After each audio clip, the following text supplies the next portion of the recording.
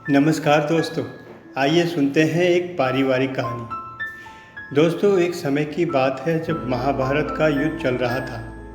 तो दुर्योधन के व्यंग से परेशान होकर एक दिन भीष्म पितामह घोषणा करते हैं कि मैं कल पांडवों का वध कर दूंगा। उनकी इस घोषणा का पता चलते ही पांडवों के शिविर में बेचैनी के बादल छा गए, क्योंकि पितामह भीष्म की क्षमताओं से सभी परिचित थे। इसलिए भगवान कृष्ण के साथ शिविर में मौजूद सभी चिंतित हो गए। तब श्री कृष्ण ने एक योजना बनाई और उन्होंने द्रौपदी से कहा कि तुम अभी मेरे साथ चलो।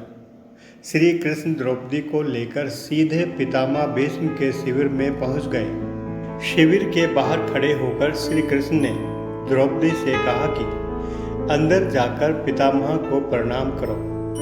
द्रौपदी ने अंदर जाकर पितामह भीष्म को प्रणाम किया तो उन्होंने द्रौपदी को अखंड सौभाग्यवती भव का आशीर्वाद दे दिया। फिर उन्होंने द्रौपदी से पूछा कि पुत्री, तुम इतनी रात में अकेली यहाँ कैसे आई हो? मुझे लगता है तुम्हें श्री कृष्ण यहाँ लेकर आए हैं। तब द्रौपदी ने कहा कि हाँ पितामह, और वे कक्ष के बाहर खड़े हैं। तब पितामह भी कक्ष के बाहर आ गए। दोनों ने एक दूसरे को प्रणाम किया। पितामह भीष्म ने श्री कृष्ण से कहा, मेरे एक वचन को मेरे ही दूसरे वचन से काट देने का काम केवल श्री कृष्ण ही कर सकते हैं। शिविर से वापस लौटते समय श्री कृष्ण ने द्रौपदी से कहा, तुम्हारे एक बार जाकर पितामह को प्रणाम करने से तुम्हारे पतियों को जीवन दान मिल गया है। अगर तुम प्रतिदिन भीष्म, धृतराष्ट्र, द्रोणाचार्य आदि को प्रणाम करती होती और दुर्योधन, दुशासन आदि की पत्नियां भी पांडवों को प्रणाम करती होती तो शायद इस युद्ध की नौबत ही ना आती।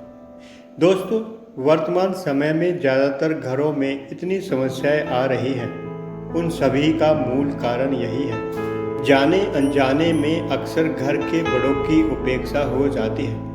अगर घर के बच्चे और स्त्रियां प्रतिदिन घर के सभी बड़ों को प्रणाम कर उनका आशीर्वाद लेते हैं तो शायद किसी भी घर में कभी कोई क्लेश न हो। बड़ों के दिए आशीर्वाद बच्चों के लिए कवच की तरह काम करते हैं, जिनको कोई अस्त्र शस्त्र कभी भेद नहीं सकता। ऐसा करने से हर घर स्वर्ग बन सकता है।